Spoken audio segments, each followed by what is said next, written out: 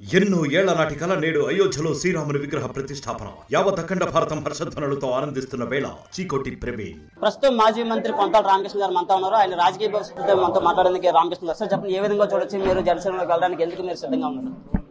జనసేన అధినేత పవన్ కళ్యాణ్ గారికి వారిలో ఉన్నటువంటి పట్టుదల, కార్యదక్షత, పోరాటం చేయాలి ప్రజా సమస్యల మీద కానీ ప్రజాస్వామ్య వ్యవస్థను కాపాడాలనేటువంటి ఆయన పట్టుదలగా ఏవైతే కృషి చేస్తున్నారో, నిస్వార్థంగా వ్యక్తిగత ఎజెండా లేకుండా తన స్వార్థ ప్రయోజనాలే కాపాడుకోవాలనేది కాకుండా రాష్ట్రానికి ఇప్పుడు పట్టినటువంటి పీడను వదిలించాలనేటువంటి ఆలోచనతో టీడీపీతో కలిసి చేయడానికి అన్నది చిన్న విషయం కాదు, చాలా త్యాగానికి సంబంధించిన విషయం. ఆయన పట్టుదల, త్యాగం ఇవన్నీ కూడా ఇచ్చి ఆయన ఎజెండా కూడా పూర్తిగా వారితో మాట్లాడడం జరిగింది. ఉత్తరాంధ్ర అభివృద్ధి విషయంలో, రాష్ట్ర అభివృద్ధి విషయంలో, ఇరిగేషన్ ప్రాజెక్ట్స్ కానీ, ప్రతి చేతికి పని, ప్రతి ఎకరాకి నీరు, వీటి ద్వారా ఈ రాష్ట్రాన్ని సర్వతోముఖాభివృద్ధి సాధించుకుందామని ఏ విధంగా అయితే వెళ్ళారో వాటికి ఎజెండాకి సంపూర్ణ మద్దతు తెలియపరుస్తూ, అంటే ఎంప్లాయ్మెంట్ విషయంలో కానీ, పనులు కల్పించడం కానీ, అదేవిధంగా వృత్తి పని వారికి కుల వృత్తులకి ప్రోత్సహించి వారికి నైపుణ్యత పెంచి వారికి ఉద్యోగ అవకాశాలు, స్వశక్తి మీద వారు నిలబడేటువంటి శక్తిని కల్పించాలని, ప్రతి ఎకరాకు నీరిచ్చి ఇరిగేషన్ ప్రాజెక్టులు అన్నీ కూడా పూర్తి చేసి గోదావరి, వంశధార నదుల అనుసంధాన కార్యక్రమం చేసి అటు గోదావరి నుంచి అటు కృష్ణా, అదేవిధంగా రాయలసీమ వరకు ఇవన్నీ కూడా అనుసంధాన కార్యక్రమం ద్వారా ఈ రాష్ట్ర సర్వతోముఖాభివృద్ధికి తోడ్పడతా అనేటువంటి వారి లక్ష్యం ఏదైతే ఉందో దానికి సంపూర్ణ మద్దతు తెలియపరుస్తూ జనసేన పార్టీలోకి మా శ్రేయోభిలాషులు, ఆత్మీయులు అందరూ కూడా వారి సూచనల మేరకు ఈరోజు ఆ పార్టీలో జాయిన్ అవ్వాలని నిర్ణయం తీసుకోవడం జరిగింది. ఆనాడు రాజశేఖర రెడ్డి గారితో బాగా కలిసి పనిచేశారు, అలాగే ఆయన కొడుకు వాళ్ళ ఆశయాలకు అనుగుణంగా ఆయనతో ఎందుకు నడవలేకపోయారు? అంటే ఆశయం, సిద్ధాంత స్వరూపమైనటువంటి విభేదాలు. రాజశేఖర రెడ్డి ఆశయానికి ఇప్పుడున్న ముఖ్యమంత్రి గారి ఆశయాలకి పొంతన ఎక్కడా లేదు. నాడు విజయం కూడా మీకు ఎంపీ పదవి ఇస్తామని చెప్పి ఆహ్వానించింది, కండువా కూడా వేసుకోలేని పరిస్థితి వచ్చింది. ఆ కారణం ఏంటంటే ఇదే చెప్పాను కదా, ఆయన విధానాలు నాకు ఇష్టపడలేదు. చెప్తున్నా, ప్రజాస్వామ్యం పూర్తిగా నిర్వీర్యం అయిపోయింది, అభివృద్ధి లేదు, ఒక ఇరిగేషన్ ప్రాజెక్ట్ లేదు, ఉన్న ఇరిగేషన్ ప్రాజెక్ట్ కనీసం మెయింటైన్ చేయట్లేదు. అందుకే అన్నమయ్య ప్రాజెక్టు గేట్లు కొట్టుకుపోయి వందలాది మంది చనిపోయారు అక్కడ ఆయన సొంత జిల్లాలో. అటువంటిది అంత నిర్లక్ష్యం ఉండడం అన్నది ప్రజాస్వామ్యంలో క్షమించాలనేటువంటి విషయం ఇది.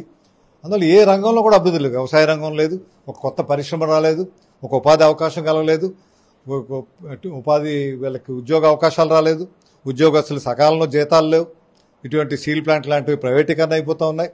గంగవరం పోర్టు లాంటిది ప్రైవేటు వ్యక్తులకు ఇచ్చేస్తున్నారు. కాకినాడ పోర్టు వెళ్ళిపోయింది, కాకినాడ కృష్ణపట్నం పోర్టు పోయింది. ఇవన్నీ ఒకటి వెళ్ళిపోతూ ఉంటే రాష్ట్రం ఎక్కడ అభివృద్ధి సాధించింది? మన ఉత్తరాంధ్ర సూజల సేవంతి ఉంది ఇక్కడ ఈ ప్రాంతానికి, అది ఇప్పటికీ కూడా అది పూర్తి చేయలేదు. అది మరి రాజశేఖర రెడ్డి గారి టైంలో ఫౌండేషన్ వేసాం, మరి ఆ తండ్రి ఆశయాలతో పెట్టినప్పుడు అది పూర్తి చేయాలి. పూర్తి చేసి తండ్రి ఆశయాలు పూర్తి చేసి కొడుకు ప్రారంభించాడని చెప్పుకుంటే ఆయనకు గర్వం, మాకు గర్వం. ఆ రకంగా చేస్తాడని ఆశించాం ఇంతవరకు 4 సంవత్సరాలు, కానీ చేయలేదు, ఇంక చేసే టైం కూడా లేదు.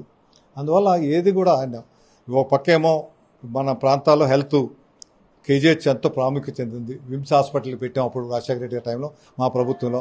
విమ్స్ హాస్పిటల్లో పెర్మనెంట్ ఉద్యోగాలు ఎవరినైనా వేశారండి డాక్టర్లు? పూర్తి స్థాయిలో పనిచేయట్లేదు అది. అదేవిధంగా ఇక్కడ క్యాన్సర్ ఎక్కువ, చిన్నపిల్లలు చనిపోవడం కానీ, గర్భిణీ స్త్రీలు చనిపోవడం కానీ, క్యాన్సర్ కానీ, కిడ్నీ వ్యాధులు కానీ ఇక్కడే ఎక్కువ. అప్పుడు పవన్ కళ్యాణ్ గారు ఆందోళన చేసి ఏదైతే ఉద్దానం మీకు కిడ్నీ వ్యాధిగ్రస్తుల వల్ల వెళ్ళి విదేశాలకు వెళ్ళి నిపుణులతో మాట్లాడి అక్కడ ఇటువంటి ఆధునిక హాస్పిటల్ ఉండాలి, అక్కడ నీటి వస్తే స్వచ్ఛమైనటువంటి త్రాగునీరు ఉండాలని పెట్టారు. ఆ ప్రాజెక్టు మొదలు పెట్టారు చంద్రబాబు నాయుడు గారు. అది మటుకు పూర్తయింది, మొన్న ఎప్పుడో చూసి అది పూర్తి చేశారు. అది తప్పితే ఒక ట్రైబల్ యూనివర్సిటీ అది కూడా అతిగతి లేకుండా ఉంది. ఏ అభివృద్ధి చెంది? ఏమీ జరగలేదు. అభివృద్ధి ఏమీ జరగట్లేదు. ఓ పక్కేమో కక్ష రాజకీయాలు ఇవన్నీ వెళ్ళిపోతున్నాయి, పోలీసింగ్ వ్యవస్థ అవుతుంది. అందువల్ల ప్రజాస్వామ్యాన్ని కాపాడాల్సినటువంటి అవసరం ఎంతైనా ఉంది. అందుగురించే ఇప్పుడు మళ్ళీ రాజకీయ రంగ ప్రవేశం చేయాలని, ఆయనతో పాటు సహకరించి ఆయనతో పాటు నడవాలని నిర్ణయం తీసుకున్నాం. 2009 వరకు మీరు లాస్ట్ హాఫ్లో పోటీ చేశారు, అప్పటి నుంచి ఇప్పటి వరకు ఎందుకు పార్టీలోకి చాలా ఎన్నికల టైంలోనే కొంతల రామకృష్ణ కనబడతారని చెప్పి ఒక ప్రచారం ఉంది. ఎవరెన్ని చేసుకుని దాని గురించి నేను సమాధానం చెప్పాల్సిన అవసరం లేదు.